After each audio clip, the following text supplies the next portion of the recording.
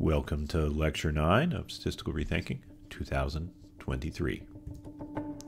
This is the River Kelvin in Glasgow, Scotland. The River Kelvin has given its name to a number of things. The Kelvin temperature scale, 0 Kelvin is absolute zero. Space is about 3 degrees Kelvin, rather cold. It's named this because of the Lord Kelvin, who also got his name from the river. And William Thomson was his actually name, was a Scottish inventor of the 19th century, and he invented a bunch of things, not just temperature scales, but also these sorts of machines. This is a tide prediction engine. The pen and scroll on the left of this image is drawing out a prediction of the tides at different times of day, and all of the gears and pulleys on the right are a complex set of machines, a vast nonlinear statistical prediction engine which produces future predictions of the tides. These sorts of machines are computers. They're analog computers. And the reason I'm showing you these computers is that, well, a couple things. We're going to start building them.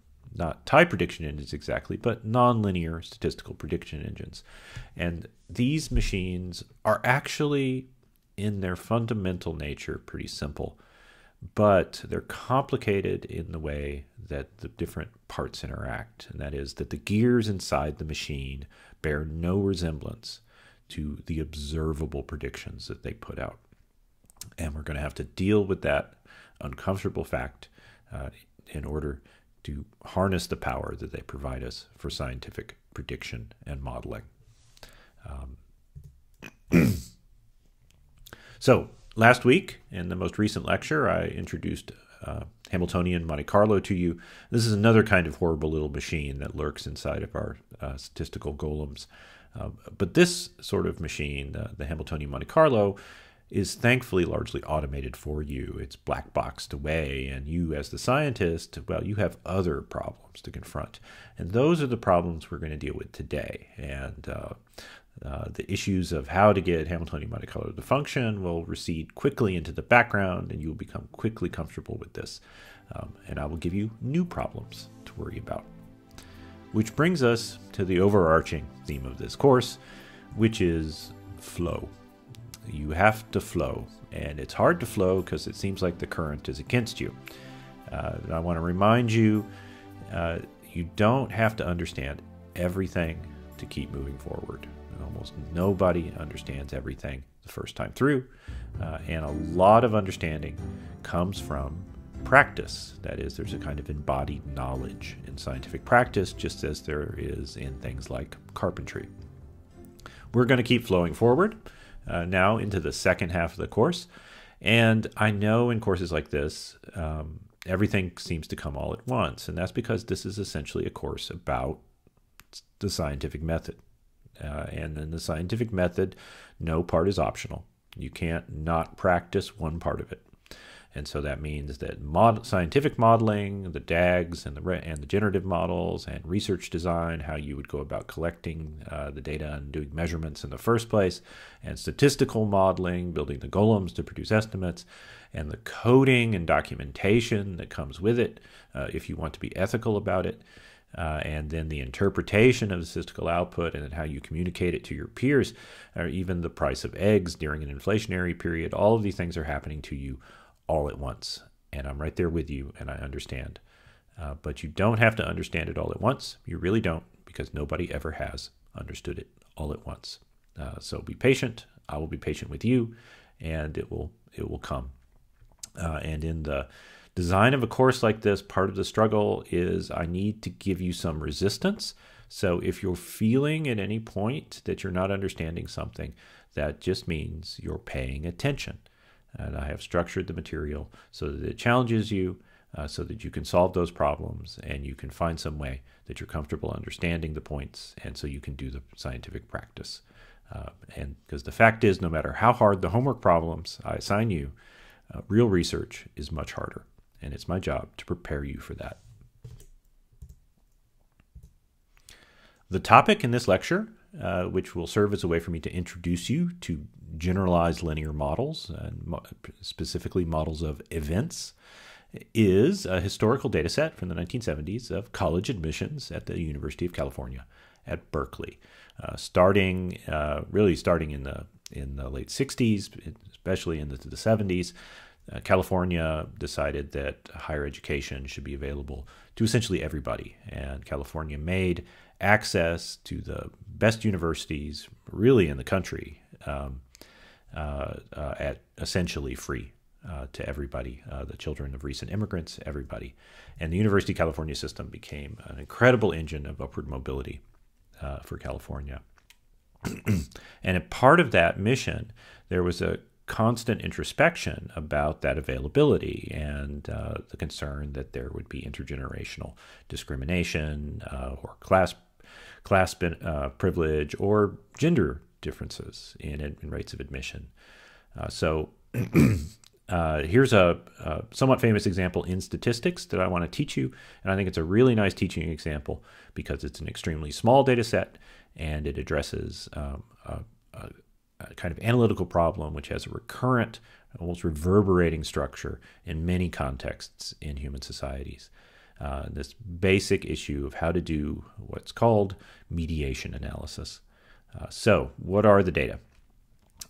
These are about 4,500 graduate school applications for 1973 UC Berkeley, and they're stratified by the department that the application was sent to.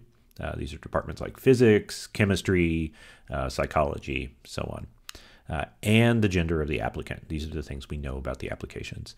And the question that the UC Berkeley admissions officers were concerned with is that there is gender discrimination by the referees, the members of the admissions commissions that are reading these applications.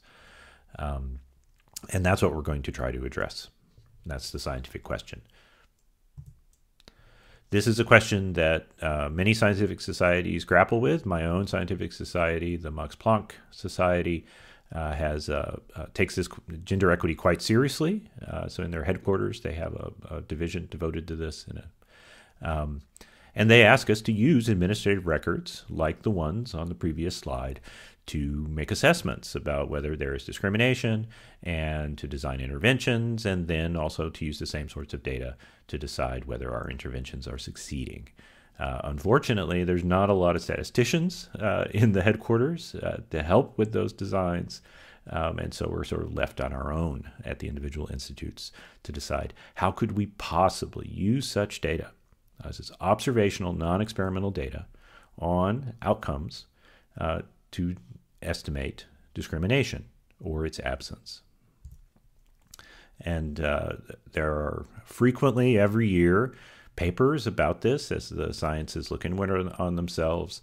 Here are two papers from just last year, 2022, analyzing gender gaps at the National Academies of Sciences in the United States and coming to basically opposite conclusions about somewhat different aspects of scientific credit and advancement. I'm not going to dig into these papers right now, but I promise you in the next lecture I will. In this lecture, I want to lay the groundwork, the causal inference groundwork, that'll let us understand these papers better and maybe even our own individual institutions. If you want to jump ahead a bit, here's a great paper which is an overview of a causal perspective on these problems and how we could go about using such data to estimate discrimination or its absence.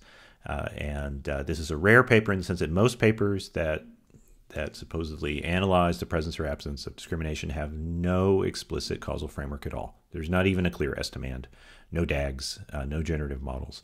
And so they're very hard to understand. This is a paper that lays out those problems very clearly and is well worth your time. Okay, we're going to learn some technology in this. It's not just about the topic of discrimination.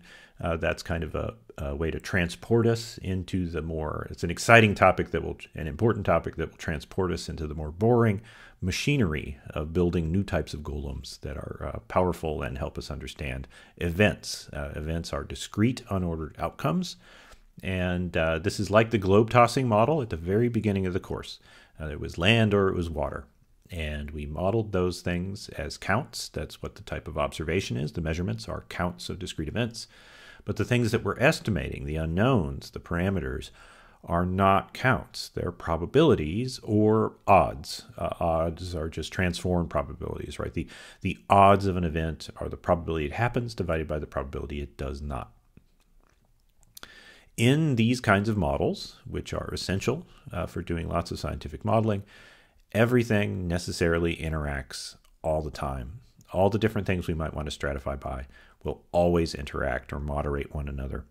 I'll explain why as we move forward. This happens because it's how nature works. In the Gaussian models up to this point, you could think about the causal effect of any one thing independent of the values of the other variables that you might stratify by. That will no longer be true. But that's just how nature works. So I make no apologies. I have to teach you machinery that meets the problem as it exists.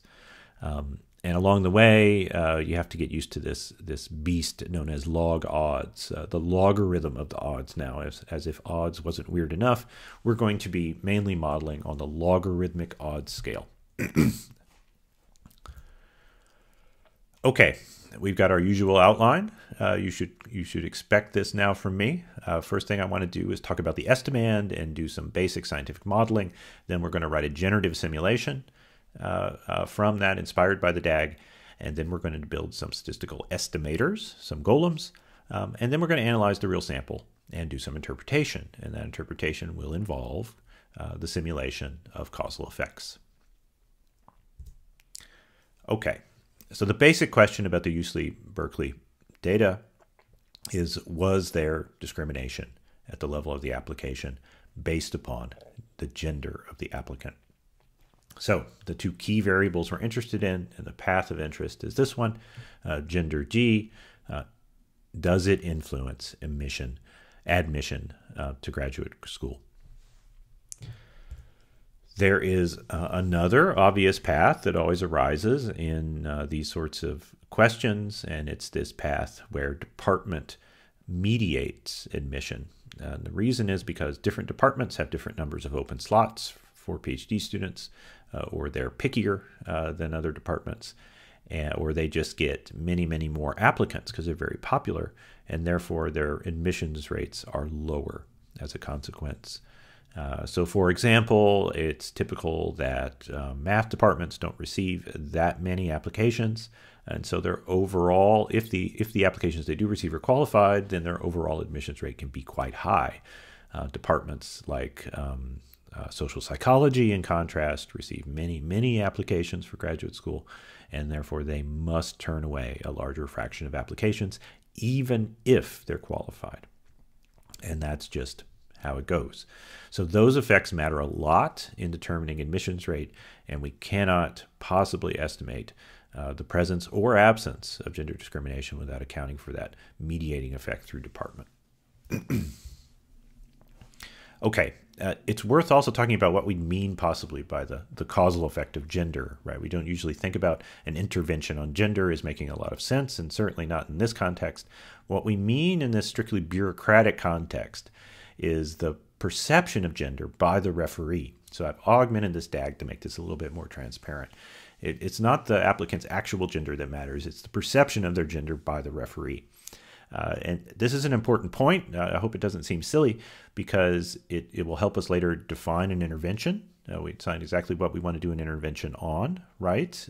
Because the applicant's gender does more than just influence the perception. It also influences choice of department, right? But we can design interventions which blind the referee to the applicant's gender, which means that the perceived gender can't have any causal effect on admissions. And those blinding designs are often attempted in many areas. They're not practical in graduate school admissions because you need the person's whole transcripts, and it becomes basically impossible to do this kind of blinding. But there are other areas like orchestra auditions where this is often attempted. It's attempted, but sometimes it doesn't work. And so we often still have questions about whether this blinding is possible, but we can't understand blinding and why we might actually do it unless we recognize that it's the perception of gender. That's what we're talking about. It's the discrimination effect. The direct effect of discrimination is coming from that interaction between the referee's biases and the perception of the applicant's gender. This basic mediation DAG, that is, there's a direct effect and then there's an indirect effect along a pipe, has lots of analogs, other contexts of discrimination. The basic idea is there's some status of an individual X, and or some protected category, and this may result in some increased probability of some or decreased probability of some event, be it an award or a promotion, but that the probability of that event also depends upon context, and those contexts are also influenced by the same status. So for example, make this a little less opaque, try to broaden your interest a little bit in this topic, wage discrimination has a similar structure. That is, there could be any status of the individual. It doesn't have to be gender. It could be cultural background, education, and that influences the occupation an individual ends up in. And it also may directly influence their wage through discrimination. And so we have a very similar statistical problem for lots of issues that involve questions about status-based discrimination. Okay, back to Berkeley. Which path is discrimination? A lot of the time in these literatures, discrimination is not very clearly defined. And of course, it's just a word. So as long as you define it in your context and in your study very specifically, don't make any universalist claims about what words have to mean, then it's all good. But we want to be clear that there are important distinctions here. And all of the different distinctions are interesting in different contexts. So one kind of discrimination that we will be interested in estimating is so-called direct discrimination. And often institutionally, this is the thing that people are worried about. This is so-called status-based or taste-based discrimination, a case where referees are biased for or against individuals of particular genders. Another kind of discrimination is indirect discrimination.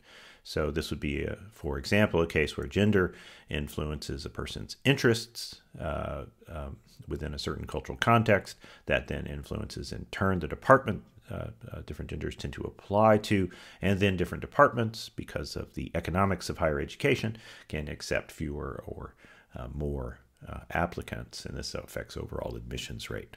This kind of structural discrimination can be just as important because it does limit access to higher education, right? If a particular gender is interested in a different discipline, but that discipline is not as well funded, then this is discrimination by many definitions because it disadvantages people because of their gender, but it's different than the direct route.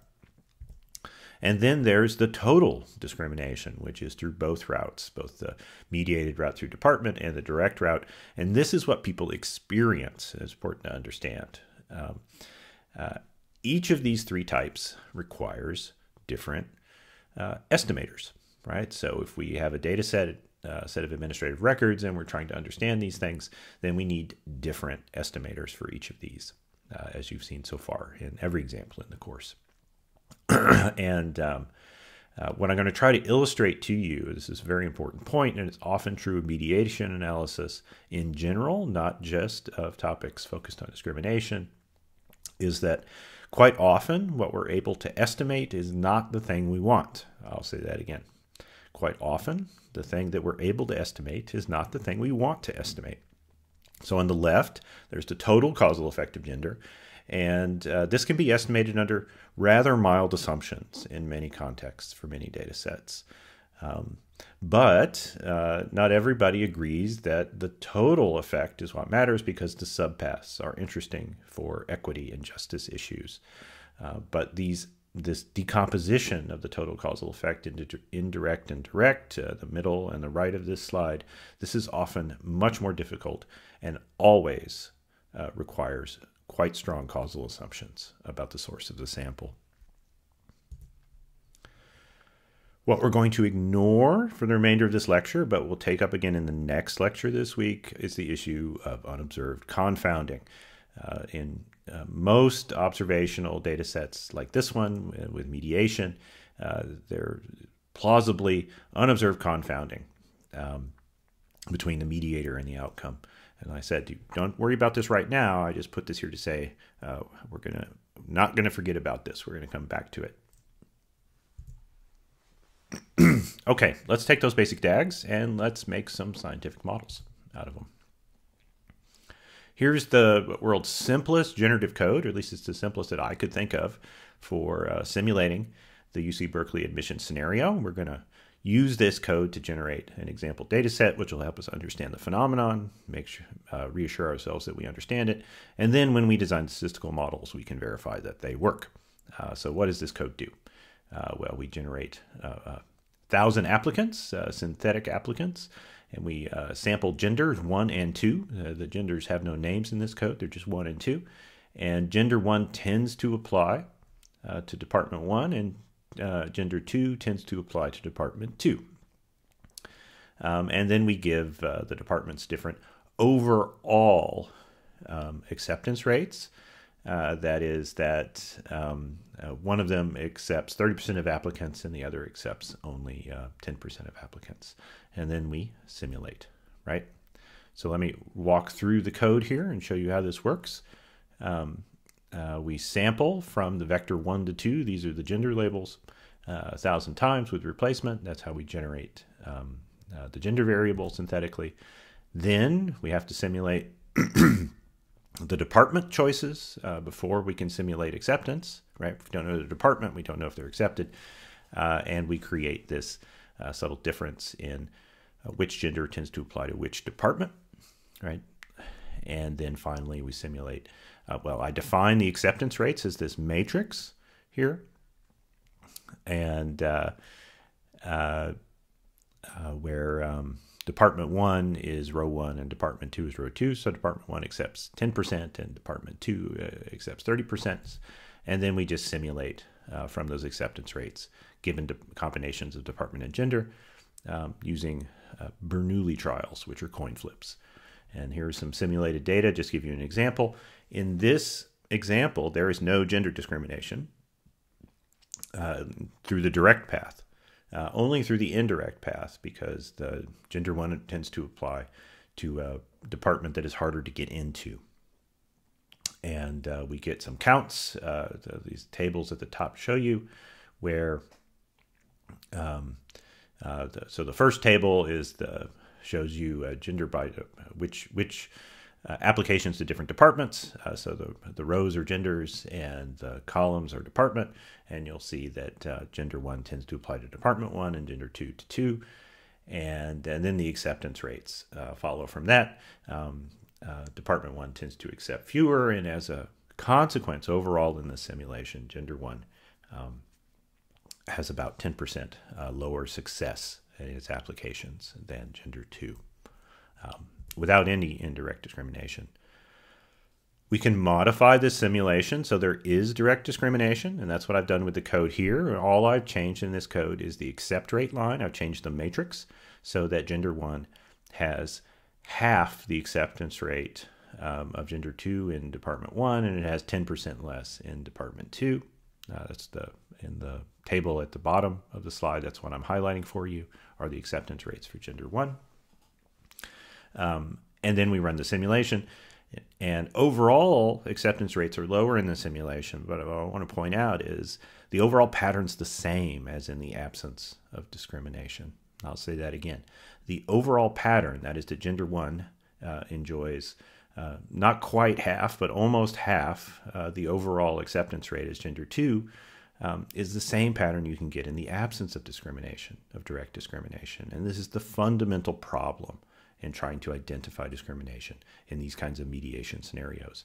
So now we have a simulation that illustrates the basic conundrum, and now we need to try to design a statistical estimator that can confront it and make some sense out of it. Before moving on to that, I want to say that This is a very unsatisfying simulation because it's nothing like how admissions officers really function. So the admissions rate in these simulations are fixed, but admissions rates are not fixed exogenous factors of a department. They fluctuate depending upon other causes, the size of the applicant pool and the distribution of their qualifications, for example. It would be much more satisfying to have a simulation where an applicant pool is actually sampled and sorted, and there are a certain number of available slots and qualification thresholds and so on. And that would be much more productive if we were going to make a serious study out of a topic like this. But this will serve for the educational purpose of this lecture, I hope. Okay, I'd like to already go ahead and take a break because this lecture is a lot. Go ahead and review where we've come from so far and the generative model, and make sure you understand what we're doing and how the DAG is structured. Take a little walk around, have a cup of coffee, but whenever you come back, I will still be here.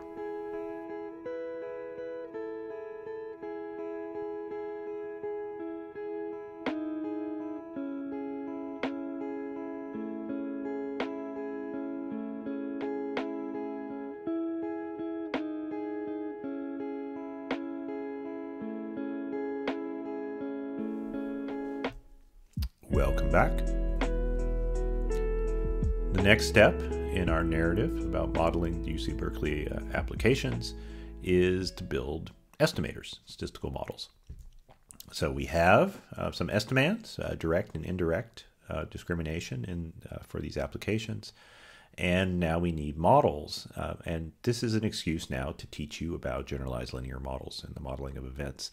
I said when we tossed the globe at the very start of the course, we sort of did this already, but it was the simplest possible example I could come up with, and none of the fancy machinery was necessary. Going forward, you're going to need fancier machinery, and this is the standard machinery of generalized linear modeling. And like all generalized linear models, count models are frustrating, partly because the scale of the outcome variable and the scale of the unknowns is always different. So what that means, when we are modeling counts, what we've measured are counts. They're discrete events, and we've counted them up. So the observation variables are counts, like the number of water and land, for example, or in this case, the number of applications accepted or rejected. But the things that we estimate, the parameters, the unknowns inside the model, the coefficients, these are not on the count scale. They're on the probability scale, or even more frustratingly, they're on this weird scale called log odds. It just has to be this way. I can't really, I'd say I'm sorry, but I'm not. It's just the truth. It's how it is. And it's my job to teach you how this works. But there are very good reasons it's like this. Nobody has made it this way to frustrate you. This is the best way to do the work. So it's important that you learn to do it this way.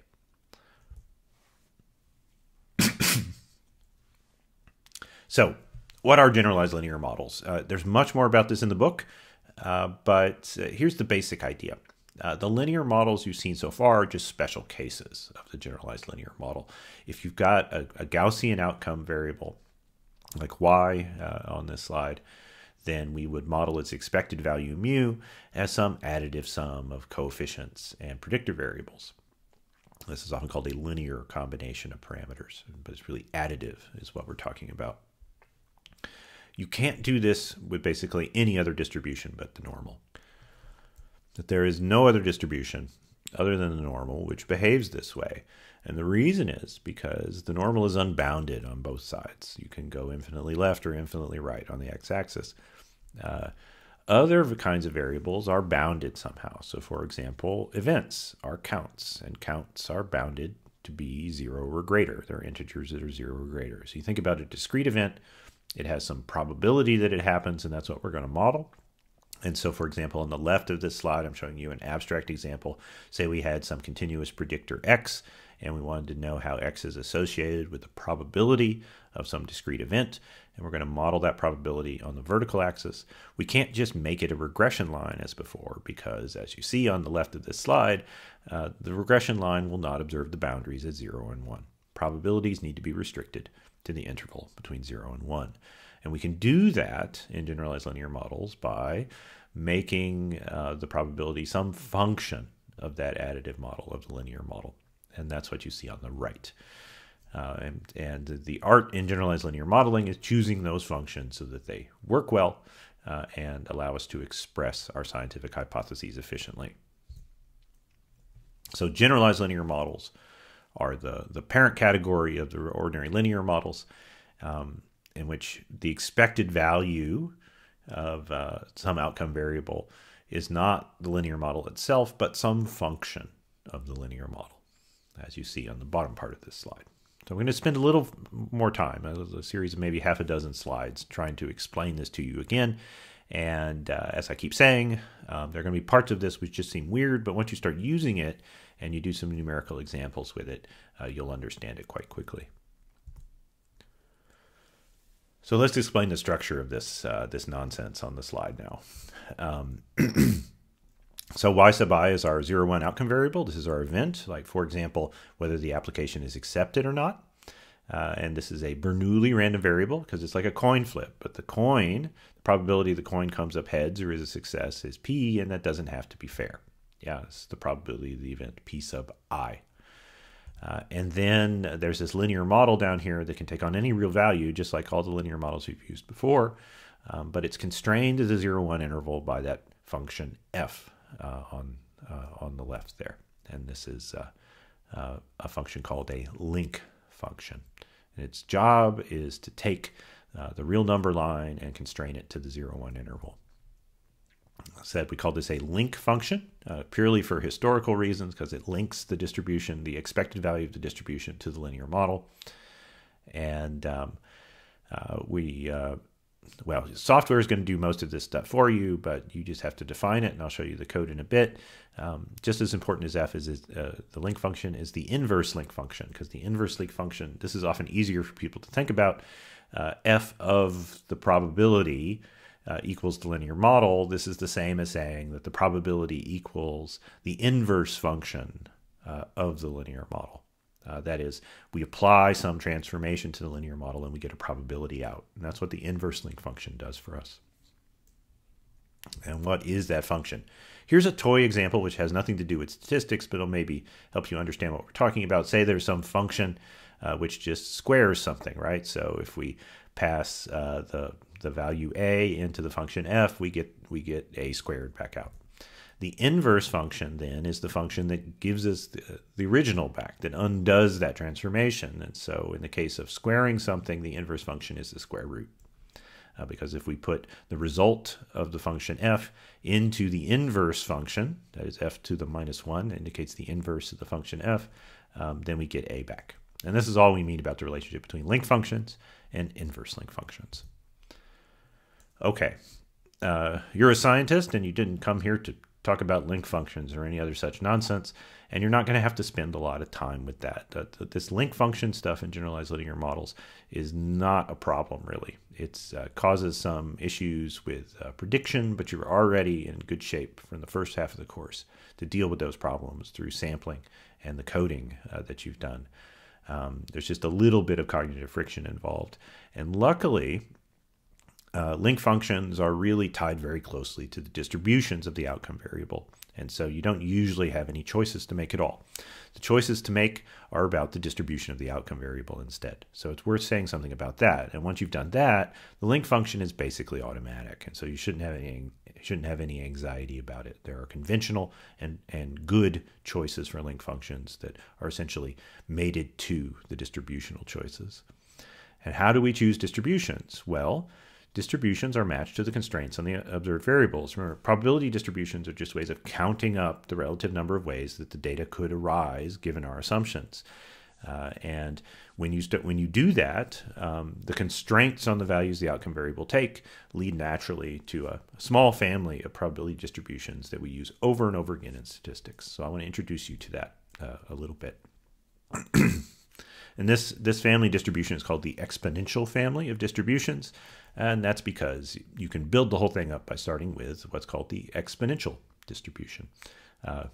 Well, that's not the reason they're called that, I don't think, historically, but that's the way I'm going to explain it. We can grow them all from exponentials. What is an exponential distribution? Exponential distribution is the simplest probability distribution that I know, It's the distribution of a time to an event that has a constant rate. I'll say that again. It's the distribution of the time to an event that has a constant rate in time. And so the values that you'd sample from an exponential distribution are latencies or durations. So they're positive real values. Yeah, they're greater than zero continuous values. And so the exponential distribution always looks like this. It's a declining exponential curve, has a single parameter, lambda usually, which is the rate.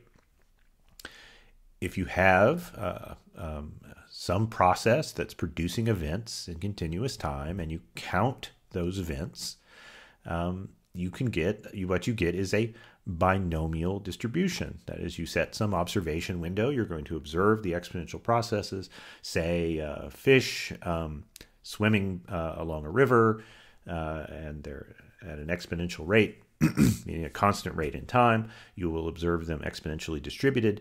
If you have a bounded observation window, like you're only going to do it between noon and 1 p.m. on your lunch break, and you count the number of fish, they will have an approximately binomial distribution. There's some number of trials and some success rate. So counting binomial events arises from these constant rate processes, right? You can think of it as a constant probability that the coin turns up heads. The Poisson distribution, which is extremely common as well in statistics, is actually just a special case of the binomial. It's a case where we don't know the maximum. Yeah, we don't know the number of fish or the number of coins that were tossed. But it's fundamentally the same kind of distribution. It's a distribution of counted events that have constant rate. And so as a consequence, the Poisson distribution has the same lambda rate parameter as the exponential. It's just the count distribution of the exponentially distributed events.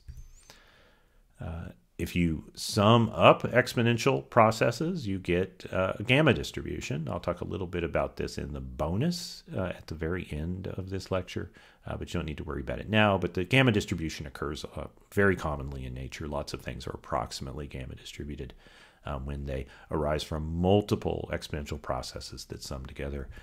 And then for large means, the gamma distribution converges to our friend, the normal distribution. And the normal distribution is an absorbing state. You can't get out once you're there. Okay, I know how this sounds. It sounds like a conspiracy theory. All these distributions are connected, blah, blah, blah. The thing to take away from this, though, is not that you have to understand all the transformations that get you from one distribution to the other. You don't need to understand how they're all connected. What you need to understand is the mapping between the constraints on an observed variable and why there's an appropriate distribution to use to model its probability. And that's the thing that matters. Counts are zero or positive integers, and latencies are positive reals, and so on. And those are the constraints you pay attention to. So all you need to really remember is that the distribution you want to use to model an observed variable is governed by the constraints that you believe about that variable. There's some natural process generating those observations, and it puts constraints on them, like you can't have negative counts, for example. As a consequence of this, you can't test these assumptions. They're assumptions about the measurement itself. If they were violated, you wouldn't have made those assumptions in the first place, right? Or if they're violated, there's something wrong with the record keeping, right? You can't have negative count variables. Can't have -1 fish. So this tradition in introductory statistics classes of teaching students to test if their data are normal, this is never a good idea. You cannot test if your data are normal. That is not a test that is available to mortals. Okay. Let me try to sum this up a bit. So distributions are just, for a Bayesian, the relative number of ways to observe data given assumptions. We match distributions from their two variables based upon the constraints on those variables. Are they positive reals? Are they counts? So on. And then link functions are matched to distributions in a much more natural and trivial way. The hard problem in generalized linear modeling is understanding constraints, thinking about the constraints, and matching them to distributions. The link functions are not the hard part. Where do link functions come from? Well, in the case of the Bernoullian binomial models, which is what we're going to deal with today to model discrete events, They arise spontaneously and naturally from the derivation of the distributions themselves. So if you're interested in this level of deep nerdery, on page 312 of the book, there's a little box where I derive the binomial distribution for you from the maximum entropy principle. That is, we ask for the flattest and least informative distribution that meets only the constraints of a count variable, and we get this expression that actually has the link function inside of it, this weird, ugly log thing. And this is the log odds, it turns out. And this is where the link function for log odds comes from. And one of the reasons it has very nice properties. Log odds is also called logit, but you can just think of logit as meaning log odds. In Bernoulli and binomial models, remember a Bernoulli distribution is a coin toss distribution, and a binomial distribution is a sum of coin tosses. So they're really fundamentally the same thing. And both of them we use the logit link because they're canonical. They appear in the derivation. And what this means is that we write the logit of the probability of the event just means the log odds of that event, where the odds are the probability it happens divided by the probability it doesn't. So p sub I over 1 minus p sub I, where p sub I is the probability of the event. So this is all log odds means. And what this lets us do is attach linear models, just like before, to this. And you can use all the same machinery of multiple regression to model discrete events. This is very convenient. The log odds has this property as well that it's symmetric. It doesn't change shape if you change the identity of which event you're modeling. So it has this very nice property as well. It's not an arbitrary function. So the p sub I over 1 minus p sub I are called the odds. And the inverse function on the bottom right of this slide, where the probability is equal to some function of the linear model, is the logistic function that some of you may know. If you're an ecologist, you know what logistic growth is, and it's exactly the same function. And how would we ever get it? Well, logit of p sub I is equal to the log odds, as I display here. So let's just let q sub I equal to log odds. What we want for the inverse function is to apply it to q sub I and get the log odds back, right? Get the probability back. And the way to do that is, well, after a little bit of algebra, this is just an algebra problem to solve, we get this function here. And this is the logistic equation that some of you will know. Okay, your computer is going to do all these transformations, though, for you. You could do them manually if you need to. I'm just trying to demystify it. And I know at this point, it's sort of like, again, you got into this to do science, and now there's a bunch of functions and inverse functions. How did you end up here deep in the woods with a logit? I understand. I sympathize. There's just no way to do this business, and you have to do this business because this is a very powerful set of tools for doing data analysis, but there's no way to do it without having some passing understanding of what's going on in the machinery of what the golem is doing. There's just not. And that means that when we model count data, we get tables of coefficients which are on this logit or log odds scale. Not on the probability scales. The probability scales are easier to interpret. That's what we're thinking about. What's the probability of the event? But all of the little machinery inside the tide engine, are on the log odds scale, and this makes them very difficult to interpret. But in time, this becomes a lot easier. So here's one way to think about it. Here's a graph on the right-hand side of this slide where I have the logit or log odds scale on the horizontal. That is the log odds of the event. And then the corresponding probability of the event on the vertical. And that S-shaped curve, that is the logistic curve that maps the probability scale to the log odds scale. And you can see how it constrains the probability to be between 0 and 1. It doesn't have to stop at -6 or 6 on the upper end, by the way. It goes to infinity. But what I want you to see is by the time you reach -6 or 6, you're already basically at 0 or at 1. And so one way you can think about this is that a logit of 0 corresponds to a log odds of 0 corresponds to a probability of a half. And then as you get increasingly negative, the probability gets lower and lower, closer to 0. And by the time you get to -4, that means hardly ever. And -6 means really never. And on the other end, +4 means nearly always. Yeah. And after a little while, you get quite comfortable with this. It comes in time. Okay. That aside, the rest of works in typical Bayesian fashion. Bayesian updating is not changed at all by any of this mechanistic nonsense. You give Bayes' theorem your model definition, and it will dutifully update things. So what I'm showing you here is just samples from a prior distribution of an intercept and a slope for a log odds model, yeah, with one predictor. And you can see many different curves are possible in the prior distribution. There's no observation shed in those animating curves. On the right, they can do lots of things, but what they cannot do is go below 0 or above 1. And then we can start introducing data and updating. And here come some points now. See, there's the first point. And this updates the posterior distribution, and it gets the slopes and intercepts get constrained to smaller regions of probability space, and the curves start to find the points in typical fashion. So all the basic machinery of Bayesian updating, as always, is unchanged. Remember, the nice thing about Bayes is that there's always one way to get an estimate, and that is the posterior distribution. You just define the model, and you go.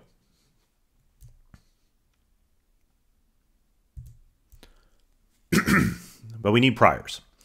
And we're on the log odds scale, and log odds are not something that anybody lives in. And so you may have no intuitions about log odds. That just means you're human. So let me help you out a bit. So when we think about setting an unknown parameter like alpha on the log odds scale and then having to assign some prior probability distribution to it, so you want to remember that anything above +4 on the log odds scale means almost always, anything below -4 means almost never. And this generates some very odd scaling issues when you transform between them. So on the right of this slide, I've got 3 examples of possible prior distributions on the parameter alpha on the log odds scale, and I want to show you the implications of each of these on the probability scale. So now I've shifted them over to the middle, and I draw the red curves, which are just applying the logistic transformation so that we get things constrained to the probability scale. So the x-axis for the blue curves there is the whole real number line, right? I'm just showing you -30 to 30, but it's the whole real number line. And these are just normal distributions of different width. And then each of them on the right, on the top row, we have a normal distribution with a variance of 10. That's the blue curve at the top row. And when you transform this to probability scale, it ends up being 2 spikes near 0 and 1. Why? Because this is a very wide normal distribution. And so most of its probability mass is on the edges of the log odds space. Because remember, anything above 4 means basically always, and anything below 4 means basically never. And that's where almost all the probability mass is in that distribution at the top. The narrower distribution in the middle, this is a normal distribution with a standard deviation of 1.5. And now we get something that looks approximately uniform, ironically. That narrow normal distribution spreads the prior probability out almost evenly between 0 and 1. And then a normal distribution a little bit narrower on the bottom row with a standard deviation of 1 is fairly even, but is a little bit skeptical of extreme probabilities. And you could make this narrower yet and make it a little bit more regularizing, and so on. As always, what you want to do is do prior predictive simulation like this so that you can see the implications. And that's what we can do here. So imagine we had now linear regression that we had inserted into a Bernoulli model, and we were going to simulate the implications of some prior distribution on the intercepts and slopes. That's what I do here. Just as a provocative example, I give you some wide default priors that lots of people like to use, unfortunately, like a normal distribution with a mean of 0 and a variance of 100. That standard deviation of 10 implies a variance of 100 for both the intercepts and the slopes. If you sample functions from the joint distribution of alpha and beta here, and plot them, that's what I've done on the right, you'll see that a prior like this assumes very strong associations between the x-axis variable and the probability of the event a priori, basically always. If instead we use something with intercepts being a normal with a standard deviation of 1.5 or 1 and slopes being even milder, like a standard deviation of a half, then we get much milder prior relationships. And of course, if the data require a strong association between the x variable and the probability, Bayes can learn that, but we want to have some scientifically regularizing priors, at least like this, to start out. Something defensible that you wouldn't be embarrassed to show your family. Okay, now we're ready to build the statistical model. We've got all the pieces of the golem in place. Here's our generative model from before, just to remind you. So we've got some synthetic data we can feed into a statistical model we're going to design. And statistical model just takes the observed variable A, that is a count of accepted applications, or in this case I'm going to do Bernoulli, so it's whether or not an application was accepted. It's a 0-1 variable, and we model the probability of that as being some log odds, as the logit of pi is alpha of g sub I, that is the log odds for each particular gender. This is the way that I had modeled categorical variables back in the first half of the course. There's nothing new here.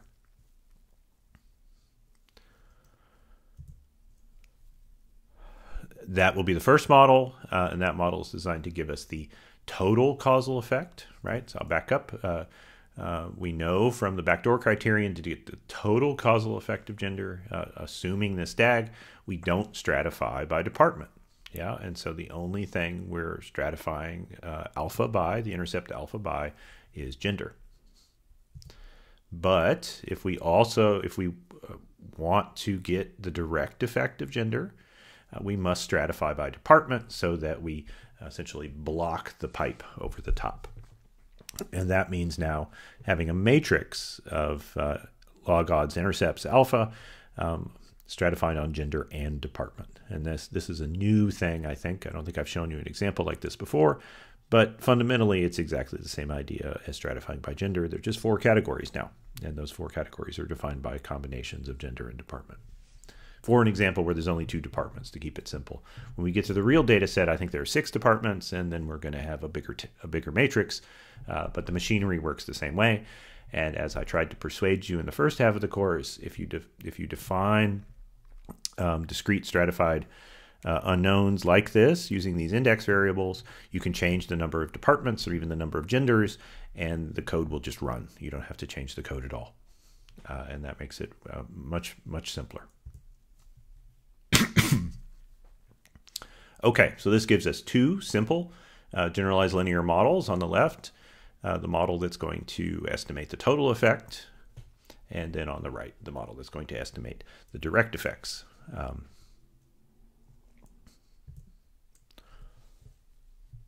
And the Ulam code for defining Markov chains to run and give us posterior distributions for these models looks pretty much as you'd expect at this point in the course. No big surprises. You can bracket by the categorical variable g, and Ulam will figure out how long that vector is and define the necessary number of parameters. The only new code here is in the lower right. There's this matrix notation for defining a matrix. Define a matrix indexed on G and D there. So matrix bracket G comma D. And that gives us a matrix variable A so that we can have every combination.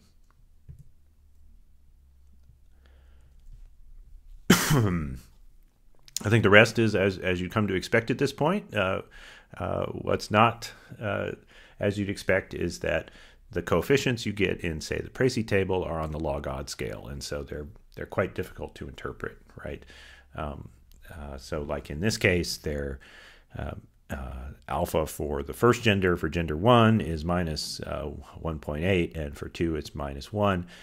What you can tell there is that this means that the admissions rates for both are less than a half. That's why they're negative. and one is smaller than the other, right? The emissions rates are smaller for gender 1. Now, this is simulated data, right? So that's why the genders are just numbers here. And then the other model, it's a matrix of parameters now, so we get 4 coefficients out. The same thing, this is quite hard to interpret because it's on the log odds scale, but you can see which things are smaller than other things. After a while, you get pretty good at reading log odds. Most people do, but for now, you probably want to just apply the inverse link function to these coefficients and get them back on the probability scale. And the inverse link is the inverse logit. There's a function in the Rethinking package for this at the bottom of this slide here. And you can just pull out the samples from the posterior distribution and apply this transformation and get them on the probability scale now. I'm just showing you here for the posterior means, but in principle, you'd want to do it for the whole distribution.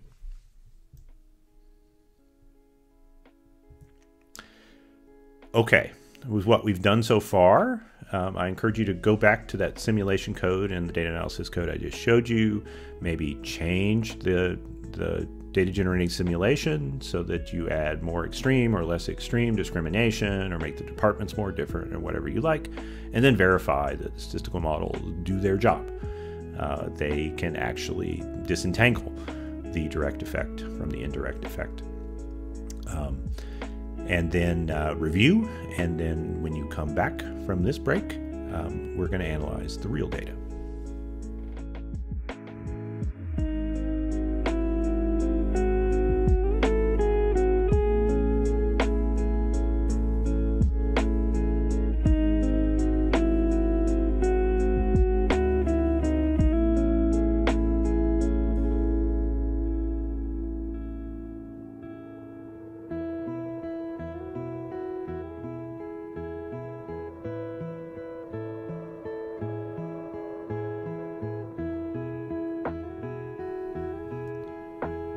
Welcome back.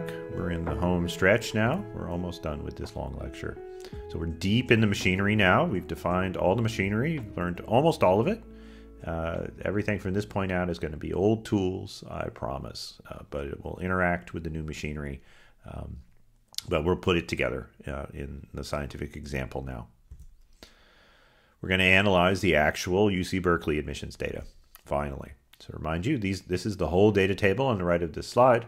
There are 12 rows of data. There are 6 departments, anonymized, to be named A, B, C, D, E, and F. And then for each of those, each row is a combination of department and the indicated gender on the applications. And then we know the number of applications that were submitted to each department by individuals who indicated whether they were male or female, respectively. And then we know whether those applications were admitted or rejected, the count of them, how many were admitted and how many were rejected. So we'd like to use these count data to model the log odds of an application of any particular gender submitted to any particular department being accepted. So just as before, we're going to use the same model, and we've got, but one thing I want to make it clear to you, because sometimes this is confusing, the data come to us as summed counts, not as 0-1 variables. And before the break, I had done all the generative simulation and statistical design, thinking about A sub I being a 0-1 Bernoulli variable. When that's the case, we tend to call it logistic regression, as your outcome variable is a binary 0-1 variable. What we're going to use now is binomial regression, which is fundamentally the same thing, because binomial variables are sums of Bernoulli variables. Binomial observed variable is a count between 0 and some known maximum. Of course, a Bernoulli variable is as well. It's just a case where the known maximum is 1. And all you have to do to change the code is to swap out the name Bernoulli for binomial. In fact, you can recode logistic regression to a binomial regression anytime you like, and binomial regression is typically faster because there are fewer calculations. R provides an aggregate function, but whatever scripting language you're using, I'm sure there's an equivalent And you can just take what's called the long form on the left of this slide, where each row is an application, and the variable A is 0 or 1, indicating whether the application was accepted. And then G is the gender variable, 1 or 2, and D is the department variable, 1 or 2. These are data from our simulation. And this is a so-called long data format. And you can change this into an aggregated format where we take all the rows that have the same values of G and D, and we sum up the A variables. I'll say that again. We take all the rows that have the same values of G and D, and we sum up how many applications were accepted, right, for the applications that had that combination.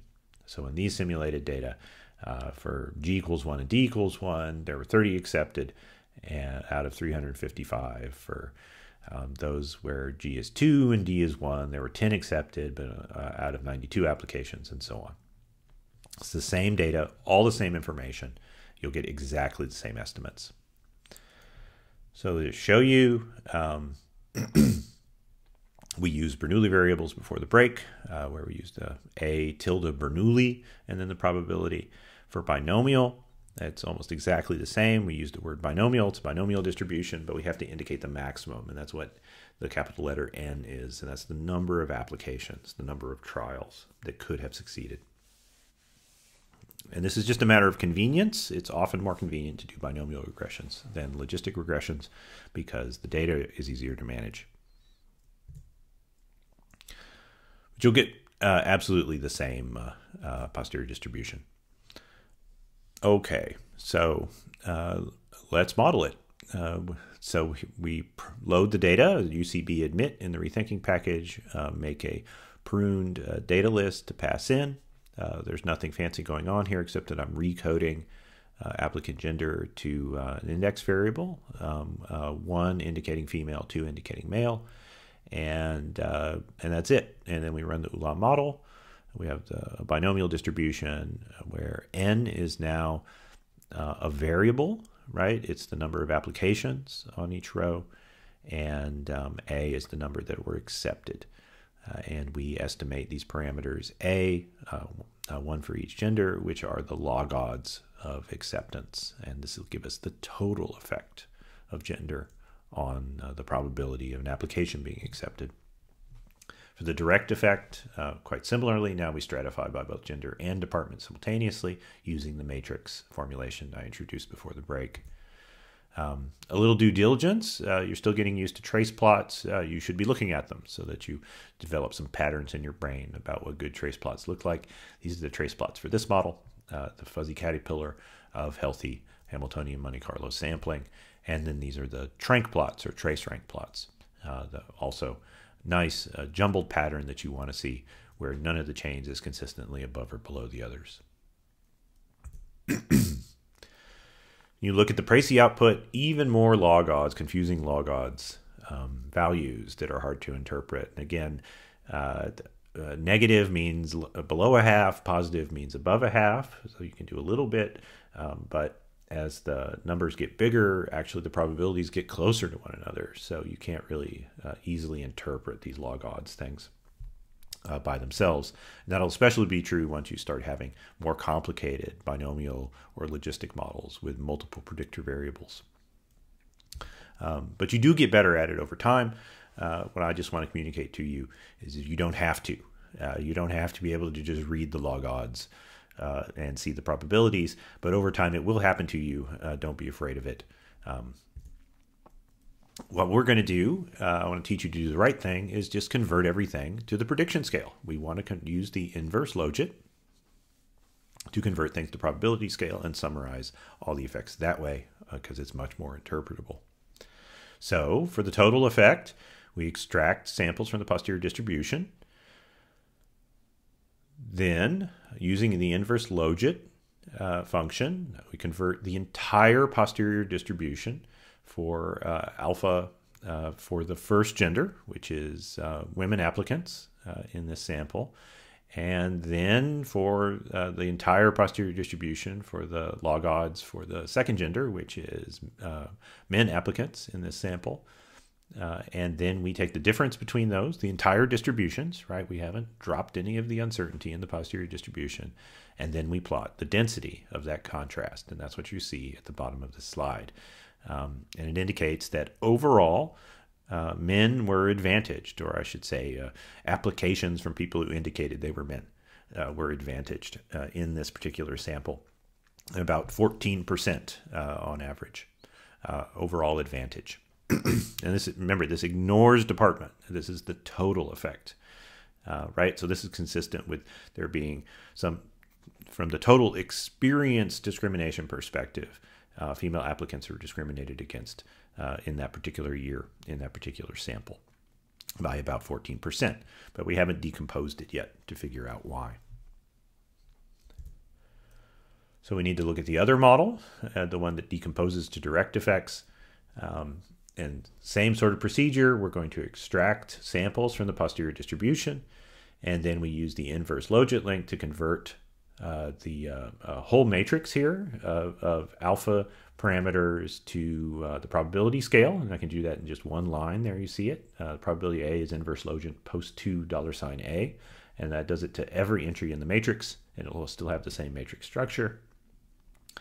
And then we can produce contrasts, right? Where we, for each department, the departments are numbered 1 to 6, and sapply is just this function in R that does a loop, basically. You can read sapply as loop over the values 1 to 6, passing them into the function, and do the calculation. I tell you to. That's what sapply means.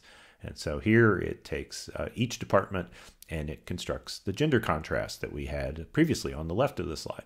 But now it does it inside each department because we're stratifying by department. And then the result is plotted at the bottom in the world's ugliest graphic design choices I could manage. So ignore the color scheme for a moment and just realize that each color is a different department.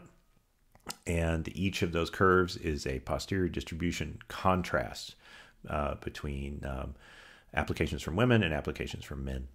And so as before, on the left side of 0, men were advantaged on average, and on the right side, women on average.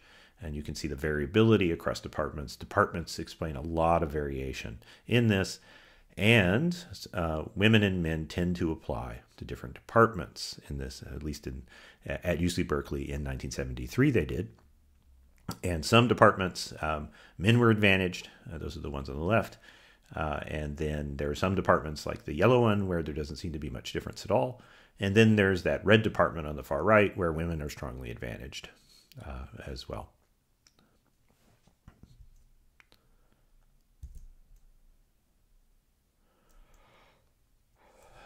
So then the question becomes, what's the causal effect of gender? And we have to address these sorts of questions. We have to do a calculation. I'm going to show you how to do that calculation. But we also have to think carefully about what we really mean by the causal effect of gender.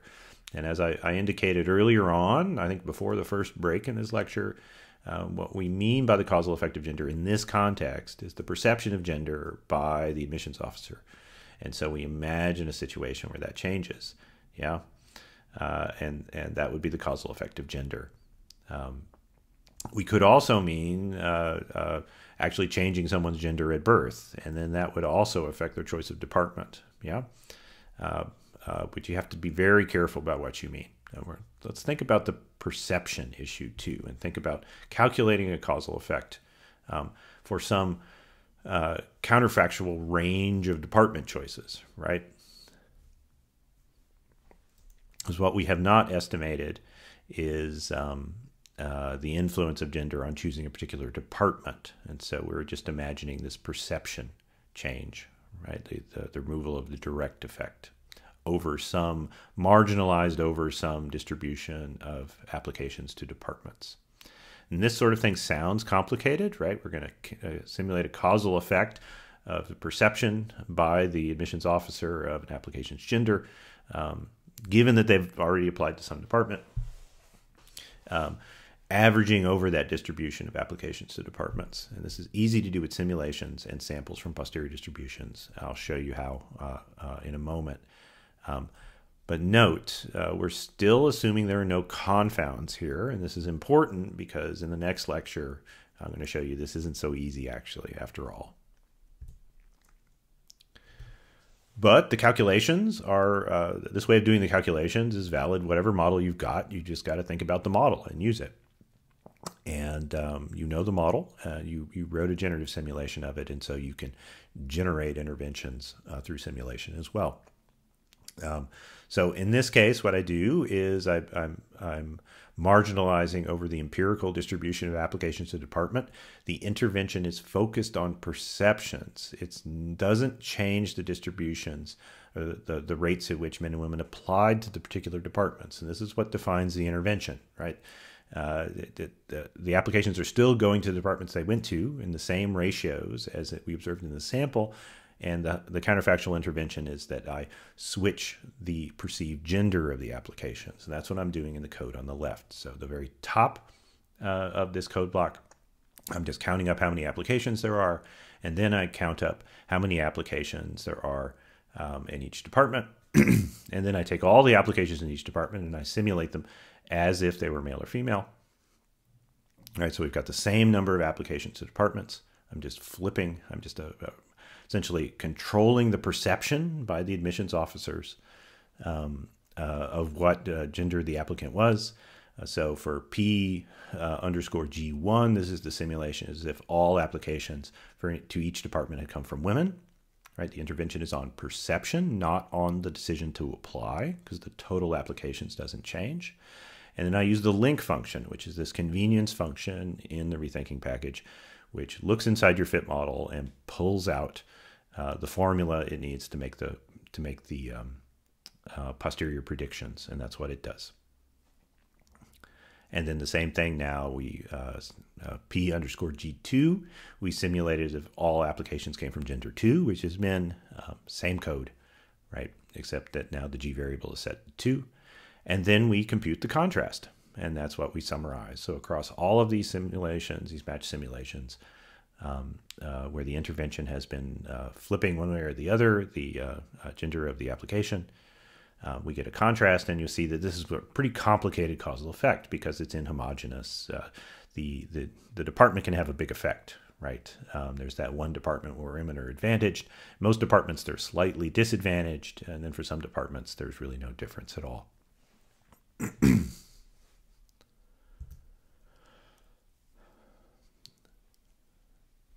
And that's easier to see, right? Maybe you can see where that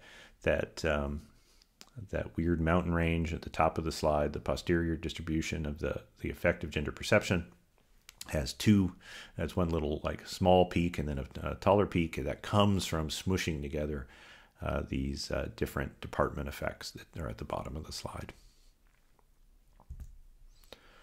Okay, what we just did is something called post-stratification. So if you've got an actual population and you're trying to make a prediction from it, and there's heterogeneity in the population at the rate at which something happens, then you need to think about the population you're making a prediction for and do the same kind of marginal causal intervention simulation to understand, to get the prediction right for the population. So this is a simpler way to say this is you reweight the estimates for the target population. So for example, at a different university than UC Berkeley, there will be more or fewer applications to the same kinds of departments. And so to make a prediction using these estimates for a different university, we would reweight the departments and we would change the numbers of applications in each case. This post-stratification is an extremely important technique that comes up nearly all the time. Most scientific studies that want to be applied in any sense to a human population need to do some kind of post-stratification. It's the way to think about to predict what the intervention will do for a specific target population where you've measured some of the covariance or the demography of it ahead of time.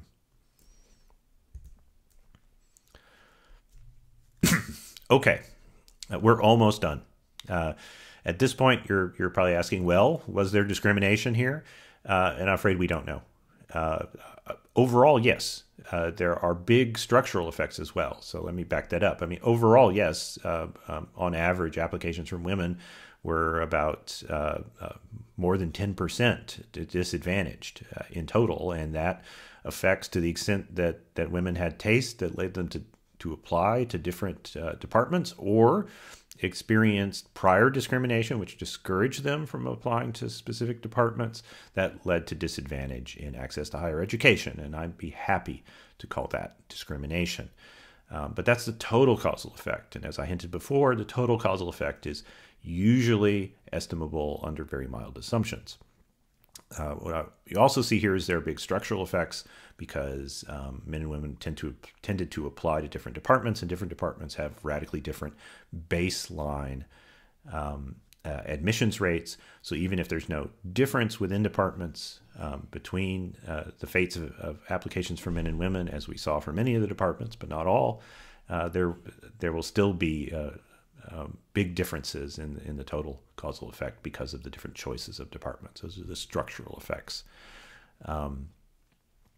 So the follow-up points to this, the first one is I put on this slide that the distribution of applications can in themselves be a consequence of discrimination. We don't have any data to speak to that. We need to know more about what happened to these people in grade school, for example, who shaped their interests and so on.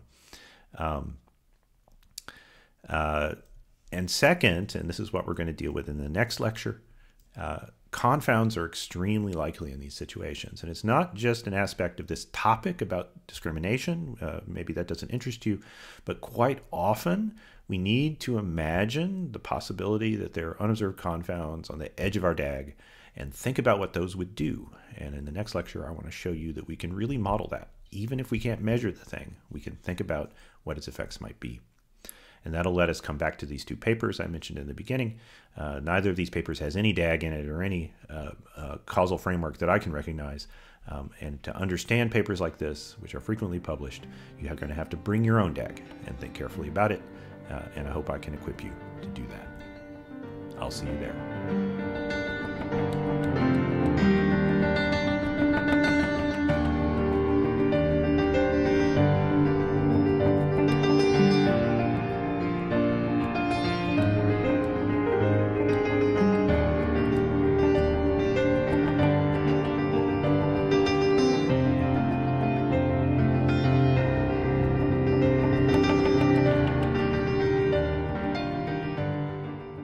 Are you still there?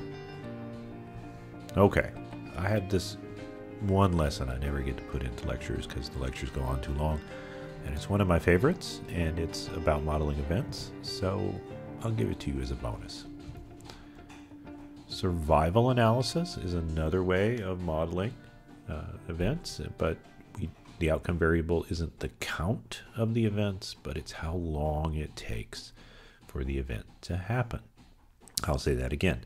Survival analysis is another way of modeling discrete events, but our focus is not on the number of times the event happened, but how long it took for the event to happen. And the thing we're trying to estimate is the rate at which events happen. These are often called time-to-event models. These are tricky because when you study time-to-event, what you cannot do under any circumstance is ignore the observed entities for which the event never happened. These are called censored cases. There'll be an example in a moment, so hang on, that'll make more sense. There are two kinds of censoring which are going to concern us. The first is so-called left censoring, and this is when we don't know when the time started, so we don't know for the person, or in the example I'm going to use is going to be cat adoptions. So for the cat, we don't know how long the person or cat has waited for the event. That creates an obstacle, but it's not an impossible one. And the other kind is right censoring, which is a bit more common, I think, in most data sets. When the observation period, the time we spent waiting for the event to happen, ends before the event happens for the particular person or, say, cat, as the example will be here. If you ignore censored cases, you get the wrong estimate. That's just all there is to it. To understand this, imagine you were trying to estimate for some population of PhD students how long it takes to finish a PhD program. If you ignore the students who are not yet done, you will get the wrong estimate right? You're essentially dropping the ones who are still doing it. Here's a way to think about it. For an individual who's still doing a PhD program, how long they've been in the program so far without dropping out is information about the rate of completion. Yeah, and that's true for all kinds of survival or time to event analysis. Okay, so this cat adoption poster is on this slide because the example I want to educate you with is about cat adoption. So this is a large data set that I have downloaded from the Austin Animal Control website, and it's about 20,000 cats that they collected and cared for. And you have when the cat was brought in or caught, and then when the cat was released. There's all kinds of different events about the cats, the data, everything that happened in the time that the animal control people had the cat. What we're going to be interested in here is whether black cats, I'm quite fond of black cats, they're my favorite kind of cat, whether black cats have a different rate of adoption than non-black cats. My interest in this estimand is there is a stereotype that unfairly applied to cats by North Americans is that black cats are bad luck, and therefore it is harder to adopt them. And we want to see if in this data set this effect emerges. So we're going to be focusing on the events, whether the cats were adopted, how long it took, how long they were in animal control, the animal shelter before they're adopted. The other kind of event we have to pay attention to is something else, because some of these cats passed away of old age or illness while they were in the shelter, unfortunately, and some of them actually escaped. So we don't know what happened to them. So there are different kinds of something else's. There can be death, escape, or just censored, which is that the data set I downloaded is only up to a certain year, and there were still cats in the shelter that had not been adopted yet, and those are censored cats.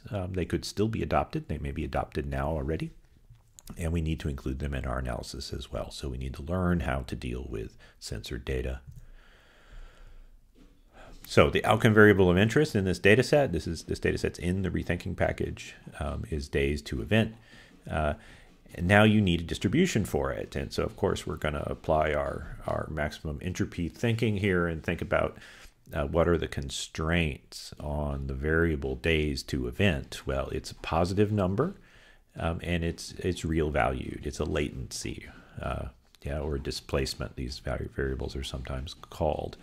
And I had mentioned in the main lecture that the basic choices, good choices for these kinds of variables are either exponential or gamma. Both of these would be good choices here. I'm going to show you the exponential because it's the simplest.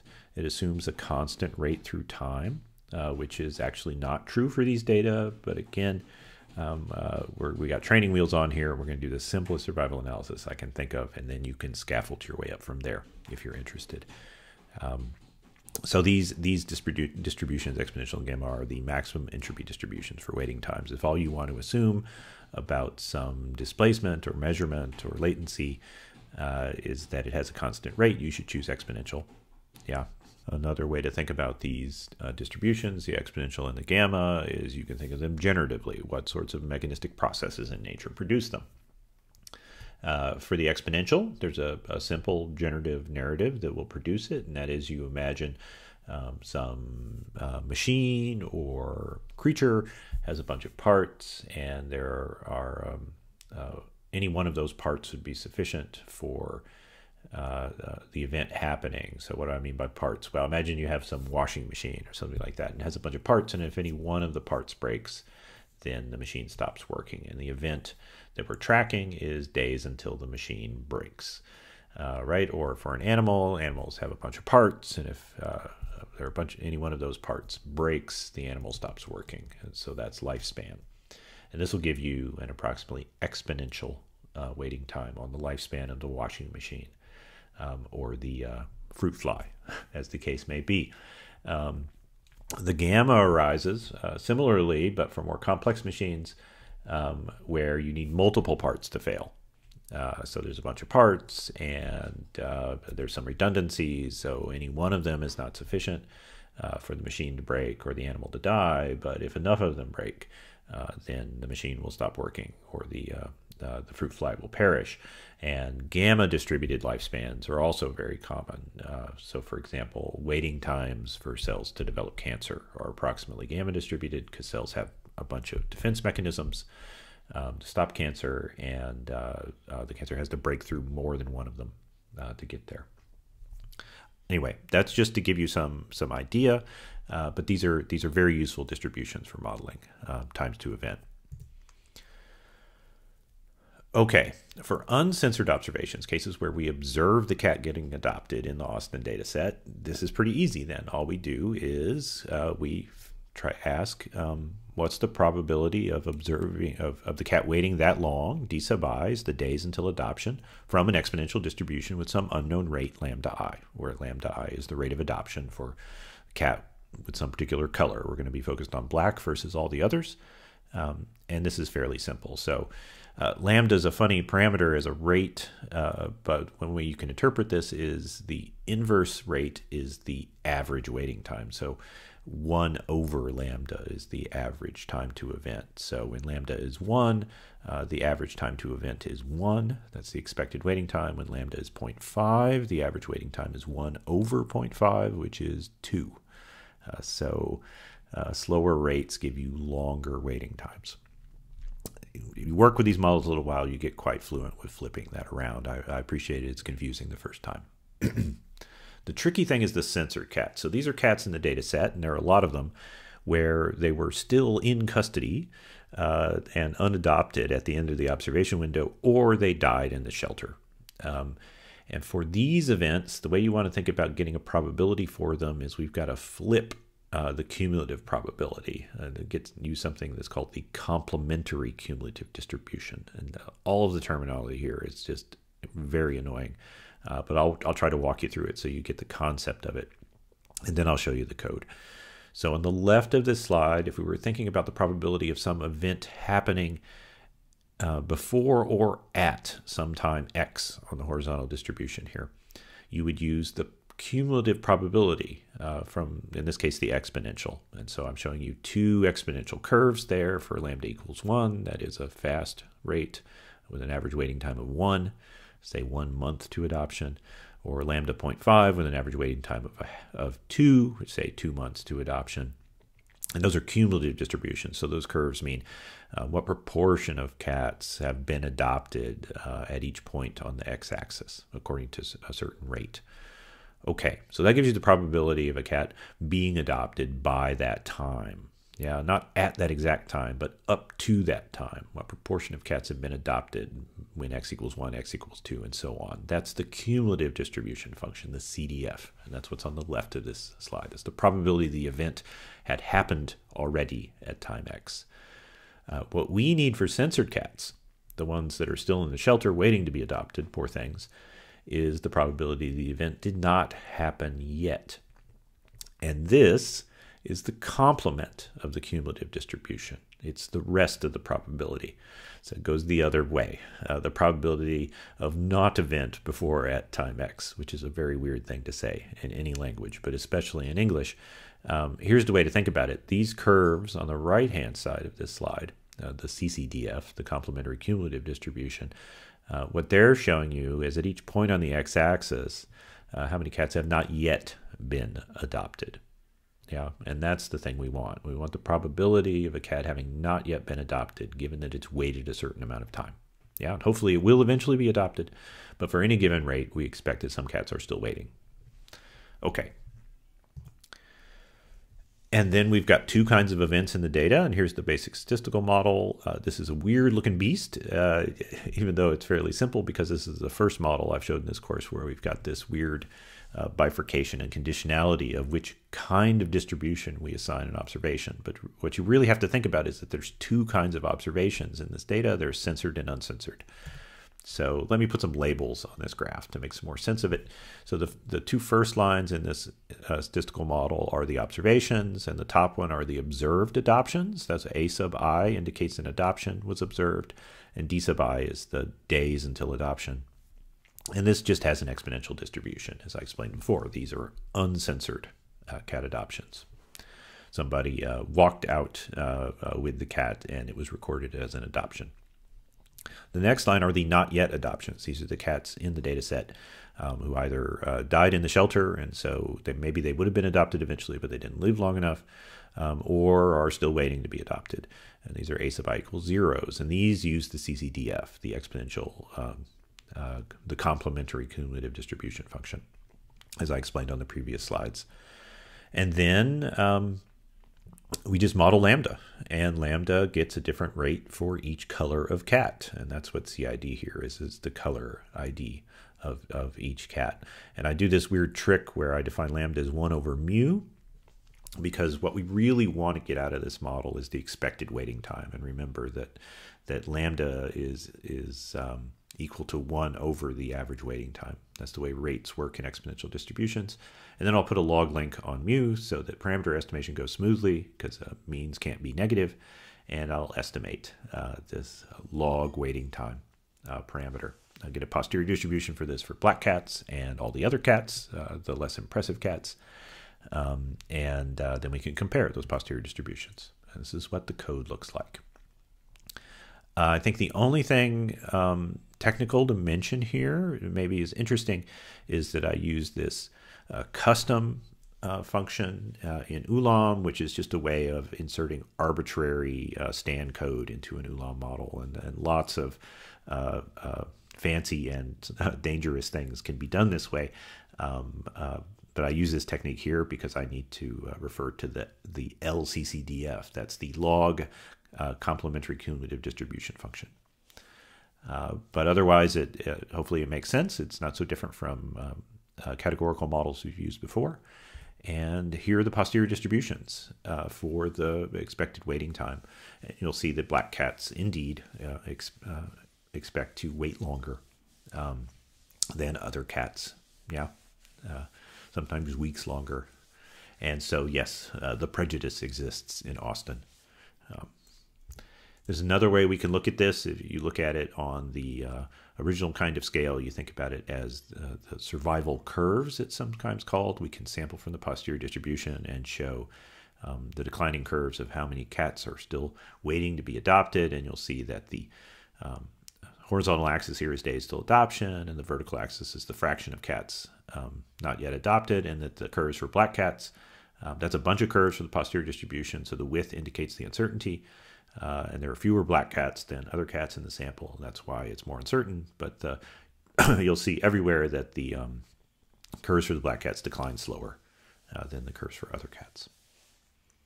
Okay, all I really hope to do here was give you a quick and hopefully transparent introduction to survival analysis, which is needed all the time, and the important thing is to understand how to deal with censored variables. And I'll see you in the next lecture.